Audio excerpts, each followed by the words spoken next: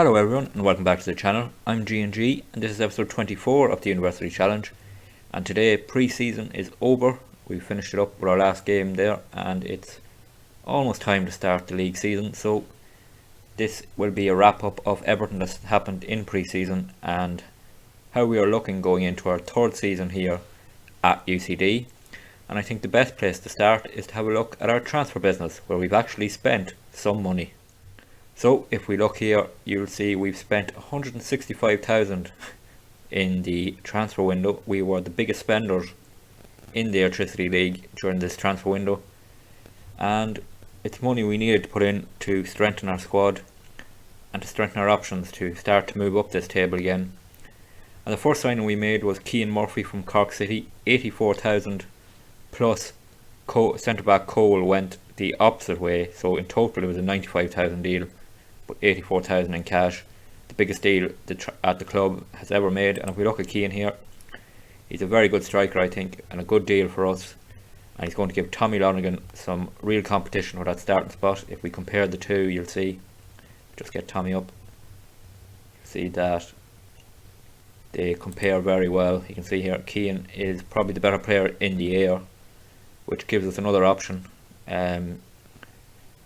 Very close on other ratings. You can see on the polygon, maybe Cian the slightly better striker at the moment. Tommy still has a lot of potential to grow, so it's good to give him some competition for that starting place, as last season he was the nailed on starter no matter what happened, but this season it's going to be real competition for that starting spot, and I really could see Cian taking over as the starting striker at some point during the season. Our next two signings were loan signings from our affiliate club Freiburg in Germany. The first, Bruno Ogbus, is a centre back who has come to replace Cole, who went to Cork City in that Cian Murphy transfer. And if we compare Bruno to Harvey O'Brien, who was the starting centre back last season, and you'll see here that Bruno maybe has the edge on speed and his defending is better. Harvey maybe in a couple of other areas edges him out, but we have to remember Bruno is a very young defender who's going to develop, and I actually will be starting Bruno Ogbas as the centre back alongside Sam Todd to start the season anyway, and hopefully he can develop. It's an initial 6-month loan, so hopefully we can extend that too. It's the same deal we did for David Schopner, who is a backup left back. We didn't have a left back really because Yilmaz's loan ended and Freiburg didn't want him to come back on loan, so he took Schopner instead. And if we compare him to Bradley Rogers, who was the only left back at the club at the time, you can see much better defender, much better player, and he will start the season as the backup, as we'll come to later on, but he's a good solid backup to have in the team, in on loan, no wages, and also a 6-month deal, so we hope to extend that when the time comes too. Our next signing was Conor McGlennon from Aberdeen for 37,000, and he has come in to give Dylan Duffy some competition on the right. Good Scottish attacking right midfielder with under 21 caps for Scotland.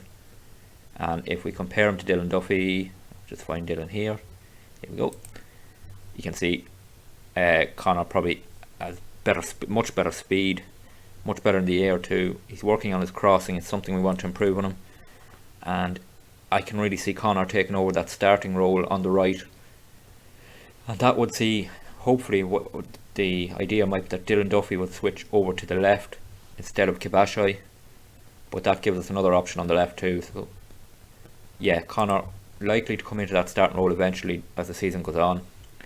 Then we signed our left back, which is Greg Lee, a Jamaican left back from Derby for 36,000, was it? 37,000 overall, yeah. He's going to be our starting left back. Good player, has moved around a bit, so hopefully he'll settle down. If we compare him to Schopner, he's a much better player, and looking for a lot from him. It's a good deal. He was transfer listed at Derby, so we got him on the cheap. Then we signed our backup goalkeeper, Hilale Kanate from France for 15,000. He's backup at the moment, but he could take over that spot, because if we compare him to Larkin Healy, it's very close between the two.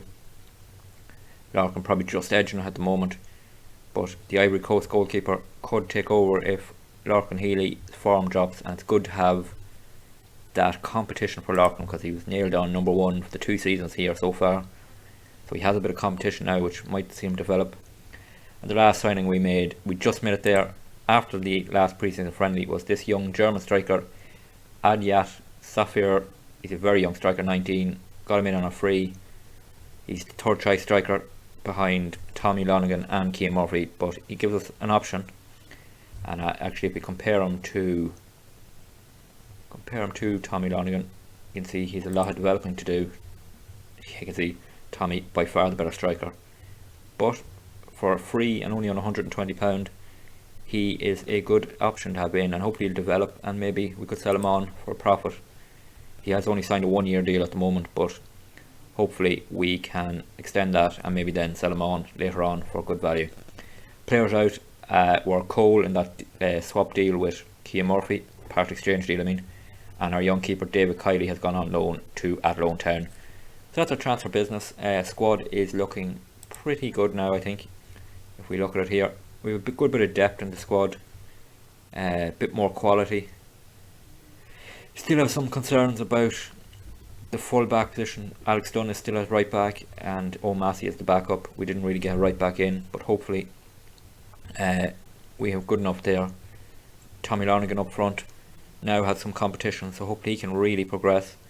Kibashai on the left, yeah, I'm not unsure about him to be honest, but we now have options because Dylan Duffy can swap over there, Harry O'Connor can go over there, Sean Brennan can play there, so I'm happy enough with that position. Overall, I think the squad is stronger this season, so hopefully we can improve on that 7th place finish and get back into the Conference League with a bit of luck. Just a quick look at our finances. You'll see the wage budget has gone up a good bit. We are now spending $12,193 per week, but we are well under the budget after putting some of our transfer funds into the wage budget.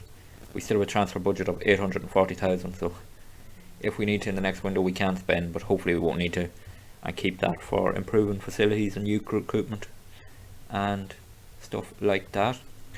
If we go to the Electricity League, we'll see the season preview, and the bookmakers have us in 8th position, just ahead of the relegation playoff, and 50-1 to win the title, so our odds are coming down a lot for winning the title, but we're still a long way off. We've no one in the Dream 11, and yeah, hopefully we can prove the bookmakers wrong. If you actually look on the club info, the media prediction is for us to finish 9th, which would be the relegation playoff, which I'd be disappointed with. I want us to finish well ahead of that. My aim is to finish ahead of that 7th place finish we got last season, so anywhere above that I'd be very happy as we continue to develop this squad. And yeah, so that's the business done, looked at. Just a quick look at how our pre-season went.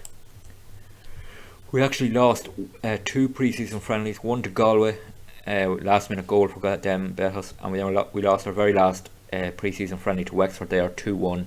Cian Murphy came off the bench to grab a goal, so good to see him scoring.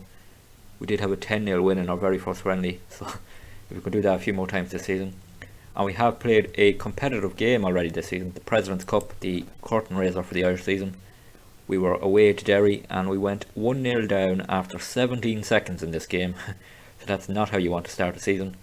We then went 2-0 down after 20 minutes, but luckily enough we made a comeback with Tommy Lonergan scoring a hat-trick. He scored after 64, he scored after 88, and then he scored this goal to win the President's Cup for us.